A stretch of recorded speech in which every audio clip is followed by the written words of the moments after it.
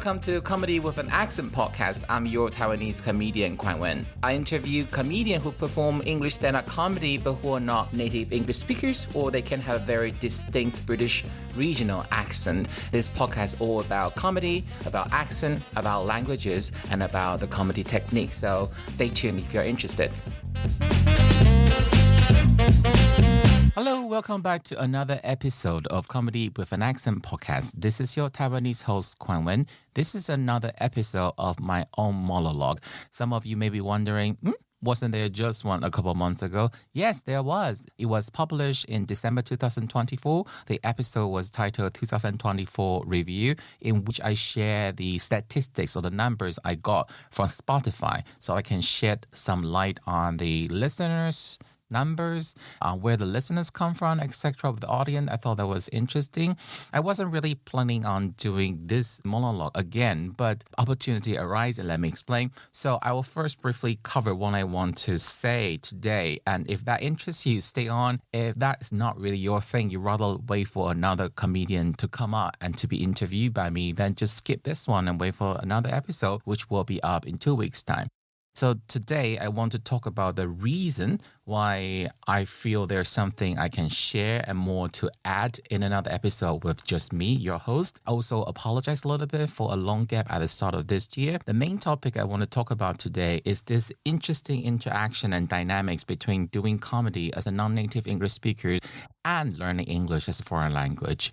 Time permitting, I probably want to talk about the few gigs I've done the last few days. So just the whole experience, the roller coasters of emotion, kind of embody what I wanted to do, started this podcast in the first place. Then, if I still have time, I want to talk about some editing choice. There's something I had to cut off on the last 2 episodes I published, and I wasn't sure whether I did it right. It would be great to have your feedback. Then, finally, if I could, then I would just share the latest statistic from the last 90 days. Now, okay, let's start. So why am I doing another monologue episode? Well, this is basically scheduling issues. So I have been asking people to come on and there's a pipeline of guests. But my personal habit is I want to ask the right question. So I always want to see the guests perform first. So if I do not know the guests very well, I would try to find out when they're doing another gig. Better if they're doing their own show. And since January and February, I've been contacting a few potential guests, but it wasn't possible to see them live until April. And that's why there's a bit of gap in my schedule between the episode I've recorded and what I have in my inventory. So I thought I don't want to miss another episode, create another gap again, because there was such a massive gap after I uploaded Tati McCloud's episode in mid-January. There were 2 months I wasn't updating the podcast. I'm really sorry for that. I was just a bit overwhelmed by everything. But that's a very personal stuff, but you don't have to know the detailed admin. So I thought, okay, let me put in another monologue episode. Do I have something to say? And yes, I do, because initially when I uploaded the last monologue episode end of 2024, I thought no one would want to listen to that. It's probably going to be the one with lowest listening number for the whole second season. And actually, it's been doing quite well. I don't know whether that's because that episode was the one right preceding Tati McCloud's popular episode, but I don't know. I know a long-term friend of this podcast who lives in Bristol messaged me and saying that she quite liked the idea to have like a peek insight into my thought process and what I envisaged for this. So I thought, okay, if at least some people are interested, then I will add more. And that's why I'm doing this again. Now, okay, the main subject matter, learning a language through doing comedy. I was reminded this idea that you do comedy and then you learn English at the same time by Cheugy. So when Cheugy returned in episode 19 of season 2, he talked about everything he was able to say to me during that interview because he had done a set on this before. When he came to the UK, he wasn't that fluent in English, but he still jumped right into it. I find it very interesting. It's not exactly, my scenario wasn't exactly the same, but I definitely feel my English has got a lot better or more fluent, or I've become a different kind of English speaker as an immigrant after I started doing English stand-up comedy. I think a lot of people will find doing comedy daunting, let alone doing comedy in a different language. But some people say that there's no better way to learn another language than through doing comedy. I think I kind of agree with it, although the option may be a bit extreme. I'm not saying that this is something people must do, but if you're even tempted, give it a go. And I will tell you the reason why I believe so. I think people will be tempted to think that, oh, I probably shouldn't even start doing comedy in English because I'm not even fluent in English yet. If you think about it as doing an apprenticeship, some jobs, you're learning on the job. So you're doing it and you're learning at the same time. And this is what I think what it's like for non-native English speakers to do comedy in English. Some people, the more prudent one, may want to wait until they consider English to reach perfection, or they want to do it only when people no longer criticize or even mention they have accent, they are not speaking English correctly. So they have a very clear-cut situation. You must finish step 1 or stage 1, then you do stage 2. But my view of it is it's more like a phase in, phase out. Like before even stage 1 finish it, you start stage 2. And actually, if phase 1 is learning English, I don't think this stage will ever end. I've lived in the UK for more than 20 years, and every now and then there are still new words I'm learning, either through doing comedy or either just through daily life. So I think if you see doing English stand-up comedy as a non-native English speaker as an apprenticeship, it would just ease a lot of nerve and anxiety. If you like languages and also if you like comedy and if you feel like performing, I would say just go for it. One advantage for non-native English speakers to do English stand-up comedy is that if you accidentally make a mistake, people either don't really care if they manage to understand you through the context, or they may actually think you're doing this on purpose. It's like a gag you design. You try to amplify the character of someone who doesn't speak English as a native language. But sometimes maybe don't try it too hard. I always wonder whether this joke of mine goes a bit too far. So the joke goes like this. I would say for Mandarin speakers, it is quite difficult to learn English because there are a lot more vowels in English than in Mandarin. So if I want to say the following sentence, you can't count, if I don't pay attention to it, it will sound like you can't, right? So the joke typically gets a laugh, but I'm a bit wary of doing the joke because I don't know where they are laughing with my observation of language differences, or they're just laughing at the Mandarin accent, and I hate it to be the latter. And this is a subtle thing when non-native English speakers start doing comedy. It's very easy to laugh at your own culture and laugh at your own accent, but whether the audience are laughing with you or laughing at you, and that's a very subtle line.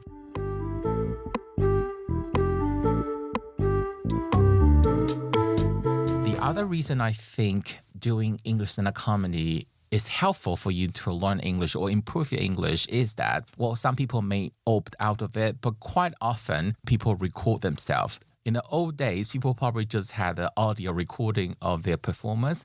But these days, because of the pressure from getting fans on social media to manage your social media account, people tend to record themselves on videos. And that forces you to listen back to how you talk. Not many other professions will force you to listen to the way you talk. So quite often it's a big shock. Not only you find that, oh my God, I don't sound quite as sexy, or I don't quite sound as manly as I thought, because the sound from within your skull is always different from how a third person hear you. So apart from that shock, you would notice how strong your accent actually is. And sometimes you notice the little errors of pronunciation, grammar you don't notice otherwise. I think when you listen back, you pay more attention to it than the vague idea you're having when you're talking. I remember when I used to go to language classes at language school, in the old days, the language school would have the little audio studio room. And in the old days, you have to borrow cassettes, right? So you borrow cassette to listen to whatever dialogue that comes with the textbook. But you can also record and listen back to see how close you are. And this is the same idea on Duolingo. You can also talk to Duolingo and let them rate you. So comedy forces you to listen to yourself, how you speak English. And that's why I think it can be helpful for you to improve. Another point is that you will learn a more daily life oriented, how do I put it? So for example, I learned English as a student. So I learned quite academic stuff, textbook English, like proper English, but not exactly how people would talk in real life in an English speaking country. Then I came to the UK to work. I've learned the business English. I learned the office English. And worse of all, because I was an accountant, I was learning the finance talk. So I probably know more financial acronyms than slangs at that time. I have some British colleagues. Most of my friends in London are other foreigners. So the English I use was still not quite wholesome in that sense. The native English speaker, they would talk to me and they are filtered, business appropriate, office appropriate. So there's not a lot of banter, basically. Before I did comedy, I didn't have the chance to do a lot of in-depth banters with British people. And that only started after I do comedy. Partially because I have to interact with the audience on stage. I would interact with the other British comedians in the green room. And when you're comedians, the way you do small talk are quite different from two accountants doing small talk in the office. You have to make the audience feel like they want to be drawn to you. So you can't use the business language on stage. On stage, the language has to be something that people want to hear. So more often you would assume a persona of like a good friend that you can just have a good chat in a pub. At least this is what I think. There's a term in Mandarin, I think it comes from mainland China, it's called 接地气. It means that there's a connection to the vibe or to the energy or to the chi from the ground. That means it's not locked in the ivory tower. It's not too snobbish. It's not considered formal. It's a language that people don't feel there's such a distance. It's a language that people of different classes all can feel connected to. And by doing comedy, your language will be released from something in isolation. If you're a non-native English speaker and you learn English to do your job, and even if you work and live in the English city, you quite often might be living in the parallel world. And comedy would open that up because at a comedy venue, you see all kinds of people and most importantly, lots and lots of local residents. So it would open your language from a silo to a lot more sort of holistic context. I don't know if that makes sense to people. And if you put the language back in a bigger environment, actually learning a language is also learning a culture. When you do comedy, not only your language change, the cultural references also change. I would say, for example, I am an old millennial and if I hadn't started doing comedy, I'll be interacting with people mostly around my age or above. Some younger one would be quite much younger. It would be like my niece and nephew or my friends' children. So it's completely different from after I started doing comedy. Most of the comedians, at least at the open mic beginner level or the semi-professional level, when I started, most of them were in their 20s or their early 30s. So they may be a generation or half a generation below me. Through interacting with them, I sort of get updated. I feel like there's a lot of the update downloaded to my brain about what's going on. I know even without doing comedy, I might have caught up eventually, but through doing comedy, this forced exposure to the latest trendy stuff, what people are talking about, I think it kept me on my toes. So for example, I started using Duolingo after I heard 2 or 3 comedians kept referencing it in their set. But I would also put a caveat to this notion that, comedy forces you to listen to yourself, that you'll improve. I think the level of improvement or increase can be quite different between people. I've heard this theory before. People who are musicians or who have this talent for music, they tend to show the similar talent in languages because they would be more adapt to hearing or finding out this very minor difference between pronunciation. As a result, musicians tend to speak another language with a much lighter accent.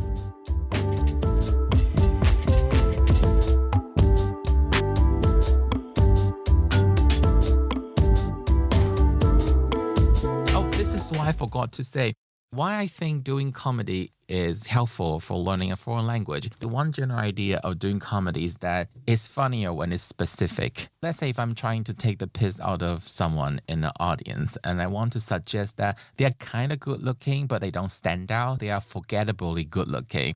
So I can say that, you look at the kind of model who'll be featured in a magazine photo shoot or magazine ad, but it's not specific enough. I can probably say that, you look kind of model who would do a photo shoot for like a budget clothing brand, but it doesn't sound as specific as that you look at the kind of model who would do a photo shoot for H&M. It may not be the best example, but it is what I can come up with right now. So you will learn words that are more specific, words that have the comedic effect because they don't get used ubiquitously. Like the kind of words people know, but people don't hear all the time. And when you get to learn more specific words, they basically sort of enlarge your vocabulary. You have more arsenal at your disposal. So I've selected a list of words that I have learned through doing comedy. Actually, if I'm looking at these more closely, I would say maybe a third to a half of them I would have learned otherwise without comedy. I mean, it just changed place, changed the channel through which I've acquired these words. But I would say half of them, or at least 2/3 of them, without comedy, I probably would never have heard of or learned or bothered to learn them. Let me try to start with something slightly less offensive. The word celiac, a very common comedy topic, is people being gluten intolerant. They would like to eat gluten-free stuff. And people who will have an adverse reaction to gluten is a celiac. And if I see this, honestly, because I'm not a picky eater myself, it's not fair to call them picky eater. I don't have this need myself, so I wouldn't really pay attention. And very few people, very few friends around me are celiacs. So I only heard of it because it was mentioned a few times in other people's comedy set. And I have to say, as a non-native English speaker, if you don't hear it, look at the spelling of it. Celiac just look very close to the vegetable celeriac, the root vegetable. Now, the other one, the medical term dyspraxia, a lot of comedians talk about dyslexia, but it's only in another comedy set I heard the word dyspraxia. Dyslexia is a difficulty, I think, in acquiring information through words and numbers. For example, if an actor has dyslexia, quite often they need someone else to read the script for them so they can memorize it. But then I've heard some comedian talking about dyspraxia. I don't know the very perfect definition for this. I think it's very close to being clumsy. Without comedy, maybe there will be a feature story on Guardian or New York Times somewhere somehow, but I think without comedy, I wouldn't have heard this word. This is another really funny one and so specific. The word is called sporran. And I hope I'm pronouncing correctly because this is a very Scottish item, and so it should be pronounced in one of the Scottish accents. I don't know how they pronounce it. So sporran, if you know how Scottish men wear kilt, there's a piece of fabric just right in front of the genital area. So I would call that the cock shield. It's the cock shield fabric. It's called sporran. Honestly, if I'm teaching English to young Taiwanese children and I see this word, I will probably cross it out because I think there are some other more useful and more important words to learn. Another word, ricochet. This is what I said about comedy being specific. I learned the word ricochet from the British comedian Ken Chang in his set. That comedy set was his performance in the final of BBC New Comedian of the Year. So he was making fun of the sentence, killing two birds with one stone. So he got into all the different scenarios and questioned exactly how one stone can kill two birds. And one of the scenarios is that the stone, after hitting the first bird, will ricochet to another one. Ricochet is one of those words that people know its meaning, but it doesn't get used in daily life so often. So it's the kind of perfect comedy word. Also, it sounds funny. It's a very punchy and very funny sounding word. I would think without comedy, I probably would have learned that word reading some criminal novels in a way, like when the criminal tried to assassinate someone and the bullet ricochet.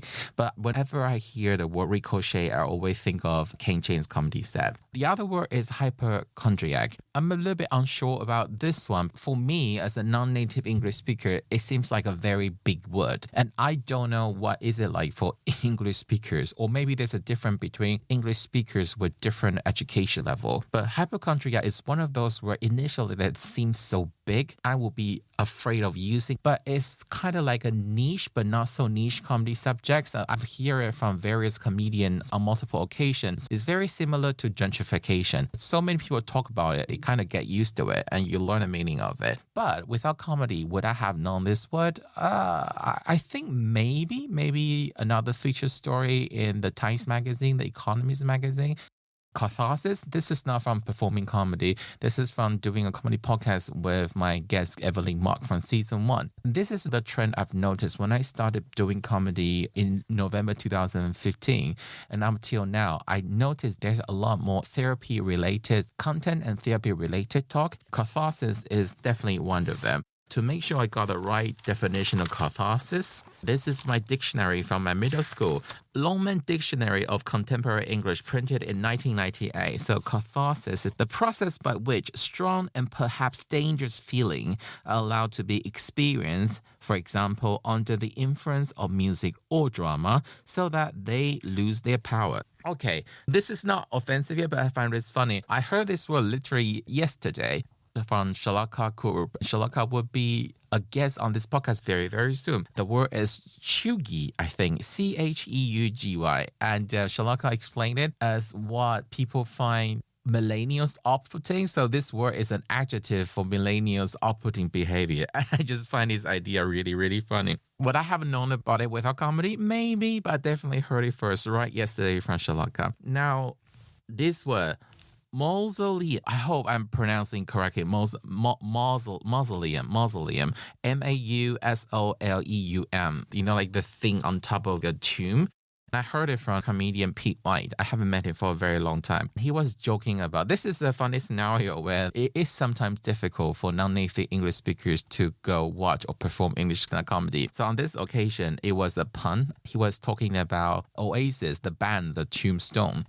I don't remember how exactly the joke was told, but it was a play of word between mausoleum and mausoleum, as in Liam Gallagher. But at the time when he performed that joke, I didn't know Oasis consists of Noel Gallagher and Liam Gallagher. I just vaguely knew there was a band called Oasis, and I didn't know the word mausoleum either, so I had no idea what's going on. Through looking up, I asked other comedian after I heard that joke, and I said, I've learned about two cultural references, Noel and Liam Gallagher, and also learned about this graveyard tombstone thing. Now, the slightly more offensive ones, number one, flab. I honestly didn't know that this is from a comedian called Adam Riley. It's really funny. He does very, very dark jokes. So flab, according to my Longman Dictionary definition of flab, is derogatory and informal. It's a soft, loose flesh. So the dictionary doesn't write it down, but I understood from the set that flab was used as a more daily language description of labia. So you have to admit, like flap with that short vowel, it just sound very strong.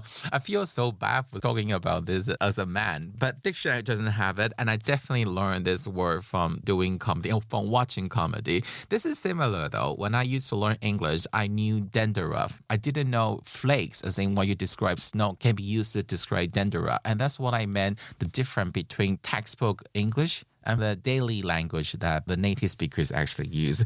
The other slightly more dodgy one is necrophilia. I think a lot of comedians have a tendency to try to touch taboo subject so that they could play on the tension the audience feels, say, oh, this is a bit dark, oh, you're not supposed to say that. The number one taboo subject I will hear from comedians these days is pedophilia. Not professional one, because the professional comedy show, they try not to upset the audience too much. When we go to a semi-professional show, there's so many talks of pedophilia. Sometimes they may be more jokes of pedophilia than dating apps. Pedophilia, I think, can be considered quite ubiquitous. So necrophilia is less ubiquitous, but it doesn't make it better. But the funny thing is, I'm quite a nerdy English learner. So in my 1998 Longman Dictionary, there was a period of time when I found out a new word, I would write down in the dictionary what day and what year I first came across this word, so that when I come back looking it up again and realize, I should have memorized it, I'll feel a bit ashamed, try to remember this word. I've actually learned necrophilia in 2003, long before I thought I've learned it from doing comedy the last few years. And guess where I learned it from? It's from watching the TV program 6 Feet Under from HBO. Perfectly making sense.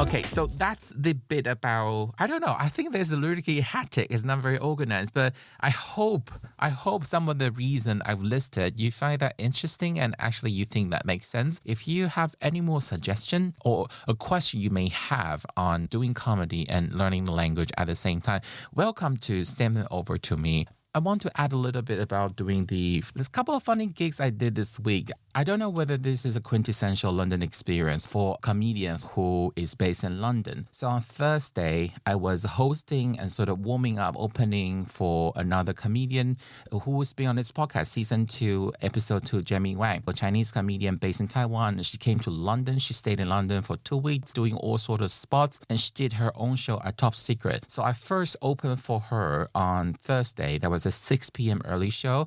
Because of where Jamie comes from and also where I come from, there's a good percentage of East Asian people. And as a result, the dynamic was a little bit different. I had to slow down my English. I had to slow down quite a little bit. And some Asian cultural references, the Asian audience get it. But some people who are not that familiar with Asia, you can see that I kind of was lost on them. And after that, I went to a French stand-up comedy gig. It's called French Art Comedy. This is one of the potential episodes in the pipeline. I want to ask the promoter, the runner of this French comedy show, what is it like to run a French comedy night? A comedy show that's in the French language in London, an English-speaking city. Someone happened to cancel, so he invited me to perform, and I had to pick up my rusty French, but I did it. I think I was happy with it. I did a 5-minute set in French. So that day, I opened speaking English, performing to international people, plus a good percentage of people from East Asia. Then I did a French set. The following day, Friday, I had to go to Norwich. Norwich is a university town, but it's not exactly quite that large as a city. And the venue was in not right actual city center of Norwich. It was in a hotel. People who went to that comedy show were mostly in their late 40s to early 60s. So it's a very rural, very white British crowd. And I really had to readjust the way I approach them. So it takes me a lot of time to get them to get used to the idea of me. And I couldn't feel anything more different between the French comedy gig I did in Central London the night before and this sort of rather non-London English town gig the day after. Then yesterday, I was at Angel Comedy, which is referenced quite a lot on this podcast. It's a very popular Central London, quite metropolitan, quite progressive crowd in general. We did 2 shows last night, one at 9 p.m., one at 11 p.m. The 11 p.m. show, I think a third of audience were European. So another act who tried to do a lot of British cultural references, they were almost lost on them. People were coming from not just European, people were coming from Portugal, from France and Austria. There were Swiss and there were Dutch and there were people from Brazil. So it was once again a very international crowd. And I just feel it's like going to sauna, right? You dip in the cold water and go into the steam room because between 4 gigs, me as a performer on stage, my audience were quite different. And I had to find the core of myself as the core element, but I always had to tweak a little bit so that I make myself understood by every single audience. I had to change or had to adapt myself to make sure all the different audience at this different gig understood me to a certain point. The Friday one in Norwich, for example, I did my best I could. I wasn't trying too hard to be that mean immigrant that do nothing but criticize Britain. So I did my best to breach the gap with them. But I could see despite 80% people quite liking what I did, there were 20% of older gentlemen. They just didn't like the idea of me. For them, comedy is something they want to see a British comedian, probably male, talking about drinking or football or problem with their kids or disagreement with their wife, etc. So I was just not within the confine of their idea of a comedy and a comedian. I feel bad for them, but at the same time, I was quite different. So it's refreshing, I guess, for some other audience to see someone completely different, slightly chubby, camp, gay, East Asian immigrant. And so my subject matter were very different from the other comedians. And actually at the Angel Comedy 11 p.m. show, I was on with Radu, and the MC was Sergi Polo. Both were guests on this podcast before. Both of them started their set by addressing the accent. Radu said that, just so you know, I'll be conducting the set in this accent. This is the only one I can do. And Sergi, when he started, he immediately tell audience that I'm from Barcelona, and that's why I sound like this. And it just reminded me, yeah, such a thing. There's always the same message about this podcast, isn't it? Like how people who don't speak English without an accent, in quotation mark, have to survive. When I had a Spotify Unwrapped in December 2024, I thought it was fun to share. I don't have another Spotify Unwrapped for Q1 2025, but my hosting platform for my podcast does offer statistics for last 7 days, 14 days, 30 days, 90 days, up to 180. So just a recap. This is the latest result from the last 90 days, and the recording date today is the 30th of March. So it pretty much is the first quarter from winter to spring in 2025. the top 6 countries. So I've been saying quite often recently that the UK listenership represent roughly about 30%, and that is spot on. In the last 80 days, UK still is the largest source of listeners. It's now at 28.2 to 28% roughly, followed by USA, that's 10%. And my home country, Taiwan, has fallen down the list dramatically. Number 3 is France at 8.7%, followed by Spain, 6.36%, followed by Germany, almost 5%, and Taiwan is just about 4%. But I would say that's because I had these episodes where 2 comedians with really big social media profile. So Sergi's episode was uploaded last November. I think that's a reason for the bump in people listening from Spain. And Tati McLeod's episode was uploaded mid-January, and that's why France is much higher. In the last 90 days, the top 10 cities that listen to the podcast, number 1 is Madrid, number 2 is London, number 3 is Singapore, number 4 is my home city, Taipei, number 5 is Belgrade from Serbia, number 6 is Paris. Number 7 is Prague. Number 8 is Glasgow. Number 9 is Da Nang from Vietnam. I didn't even know where it is. I looked it up on the map. It's very interesting. And number 10, where I once lived and where I started performing comedy, is Berlin. It's fallen to number 10. Here, I mentioned this because I'm really wondering, so who is listening to this podcast in Serbia? If you're willing, could you get in touch? I'm really interested. Are you a fellow comedian? Are you an expat who lives in Serbia? Or are you just someone from Serbia and you are interested in foreign culture and comedy in general? I'm really, really interested in listening from your perspective. That's it. That's just a quick update on the statistic. Not that it matters, but I just thought it's fun to share. I have no more to add, just to say there will be some interesting episodes coming up. I've done about 90 episodes of this podcast, and while I'm reinforcing the key message, I also want to bring something different. So sometimes I really struggle to think, oh, who can I invite on? Or is there something different I can share? So it took a while for me to find the potential candidates, but I'm very excited about the next few episodes I'll be recording in April. So we have the French comedy show promoter. I have arranged an interview with Celiac from India. I have arranged an interview with Mike Rice from Ireland. Arrange another interview with Daphne Barwan, who just finished a PhD dissertation on immigrant comedians performing in the UK. I'm fascinated to see what Daphne has to share. And that's it all from me today. This is such a weird, sketchy episode. I hope I hope it does its job. I have no more to say.